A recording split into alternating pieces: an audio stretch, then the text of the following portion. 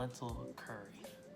My way. What's up with this here? It took me a while to actually post this, probably because I've been focusing on other stuff and also like got into other videos and stuff and other recipes. This is gonna be added to like my budget meals. Definitely give you a decent amount of food. I eat a lot, so it gives me a couple servings even still. This started as tatka dal. I could not get my tatka right. Maybe I've been making it wrong, but my tatka, every time I made it, it just broke the dish. Overall flavor that I was building, the way I used to make it, whereas I would just one pot it just kind of ruined the whole flavor I was building once I added it. And I kept trying new ones and different ones, and like I had one that just was decent. I had one with cumin seeds, yellow mustard seeds, not the black one, some chili powder, and with some dried chilies, and that one was like okay. I just stopped doing the tatka. Maybe I'll hit on it again. Maybe you guys even will give me advice if you have any, but I am making this like a tatka dal. I haven't explained tatka. What is tatka? Tatka is pretty much a flavored oil. That is pretty much what it is, or flavored ghee. You can use neutral oil, but it's much preferred to use a flavored oil, not peanut oil, extra virgin olive oil, or ghee.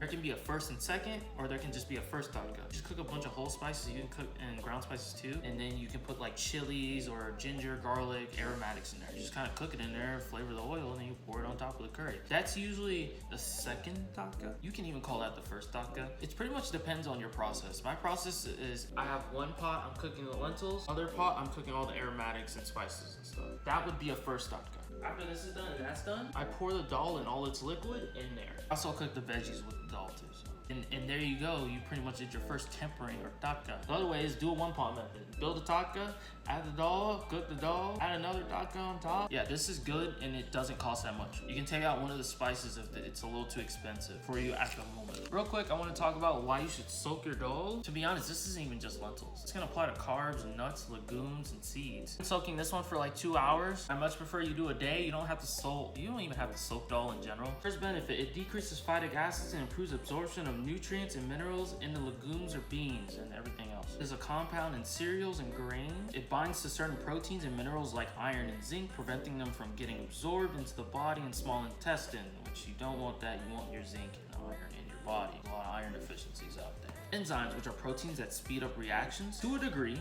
phytases break down phytic acid. Whenever you have aces at the end of a word, ASE, that means that's an enzyme. There's phytic acid and there's phytases. Those are the enzymes. Soaking increases their activity. So those phytases start being more active and break them down even more. Phytic acid leaches also into the soaking liquid. If you have time, pour it out, fill again, go back to soaking, and pour it out if you want to do it several times throughout the day. Improve that absorption of all the minerals and stuff more. Number 2, decreases tannins and polyphenols, which these are usually in wine, tea, coffee, dark chocolate, and these are what give bitterness. They pretty much act as phytic acid. So going back to the first benefit, they bind to positively charged minerals, preventing them from being absorbed. Their enzyme for breakdown, polyphenol oxidase. Number 3, it decreases anti-nutritional enzyme inhibitors. Use your common sense to understand what that is. They bind to enzymes and prevent them from doing their job. Examples, lectin, trypsin, chymotrypsin inhibitors. Those are the people that suck. They leach into the soaking liquid. So once again, drain, drain, drain. I always will tell you this, just soak it. That's good enough because you're gonna pour out that liquid. Do not cook that. Do not cook in that liquid. Number 4, they remove gas-causing compounds. Oligosaccharides, which are complex carbohydrates, cause gas when eating a large amount of beans. So yeah, these are what make you too. They get caught in the soaking liquid. We don't have the protein or enzyme to break down these gas-causing compounds. So, yeah, that's why they cause gas. Bacteria use the oligosaccharides and produce gas in the large intestine. Number 5, the last one. It improves texture and decreases cooking time. Pretty much soaking softens the beans and legumes. They pretty much hydrate them. Decreasing cooking time. Rehydrating the beans speed up the chemical reactions like starch gelatinization during cooking. That I don't usually believe, but I notice differences. Someone's like, yeah, just take that into account. Got my information from Pickup Limes. She's a great vegan cook. She's a registered dietitian. Very much trust her, and I very much trust her recipes. I don't make them anymore, but she definitely got some good ideas if you're looking. I also got some of my information from Howard T.H. Chan School of Public Health. It said Harvard. And that is it. All right, I'm gonna do the spices real quick. I'm gonna do the whole ones. 1 teaspoon cumin seed. You want 2 cloves. Cloves you can sacrifice out. I would go like medium on them. Shoot some dals. They'll use black coriander seed or mustard seed, even fennel. know. I'm just putting that out there if you want to try it out. I've tried, they're alright. Ground spices. 1 teaspoon garam masala, turmeric, and half teaspoon chili powder, kashmiri, or the substitute I'm probably gonna put in my ingredients list. That's it. We're trying to maintain the flavor of the dal itself. These spices are kind of just a background thing. Get you a pot, drain out that water, soaking water, and get it in there. I'm glad green lentils are the cheaper one. I'm glad green lentils are the cheaper one. Yes, they take longer to cook, but they got more chew. One thing people don't like about Indian food, I don't know if that's changed now. Everything kind of tastes like mush. This right here, yeah, you could cook this until it's mush for an hour. I've followed recipes that have that approach, even with these, but if you're not a fan of the mushiness, you can just get these, cook these, and then have some chew to your meal and texture.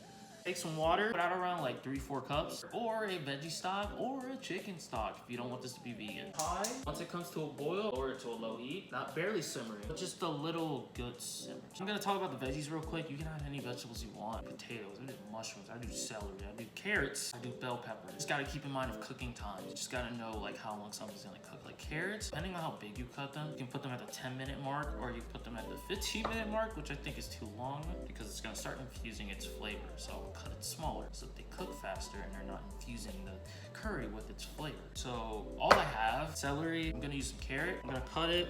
I'm cutting it small enough so that I can still bite on it and chew in it and know that it's a carrot. I'm not cutting it as small to where it's gonna disintegrate. I'm probably gonna go about 1/8 inch in length. There you go, and I'm gonna do that the same with my celery. I have a little bit over a cup here. I don't have yellow or red onions, but if you do get those, use a medium large one. Finally dice it. I'm gonna use these green onions, the white part and the light green part. Not the one that I'm looking for, but it will bring a onion flavor. Gonna just kind of slice them. Here's one pro of using these. This is gonna cook faster. Get you a 1-inch knob of ginger at thumb size, 5 cloves of garlic, 2 green chilies thinly sliced. You can de-seed them and devein them if you don't want it spicy at all. Take out the seeds if you want to decrease the spice. I'm gonna pound them, barely finely mince these, or if you, another way to make the paste, a grater that makes things fine. Get you a half of a 14-ounce can of crushed tomatoes. Got our pan, we got our whole spices in here, medium high. I'm gonna add some chicken fat. If you have ghee, add that. I would add you around 2 tablespoons. I'm gonna add some butter later because I don't have ghee. Toast the cumin seeds until it's fragrant and some of the pieces darken. Not too much. Once that's done, add your onions. I would saute this for about 5 to 7 minutes. Want your onions to get slightly golden and translucent. You can lower the heat if medium high is a little too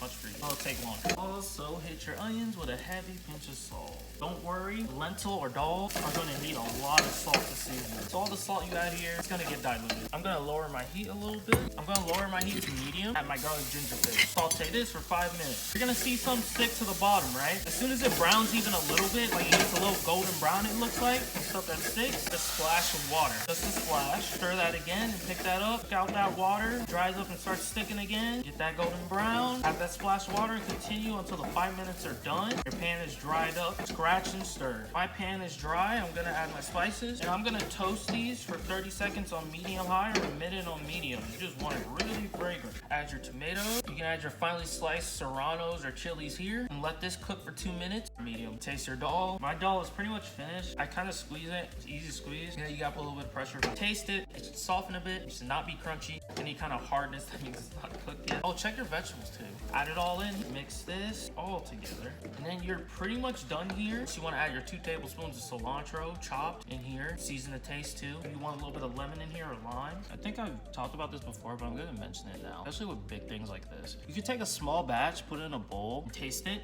Make sure that you cool it because hot things need more salt and like cold things, they need more salt in seasoning. Does it taste like it needs more salt? If you feel like you've added too much salt, sometimes acid can throw that off. So we got the cilantro. I'm not done yet.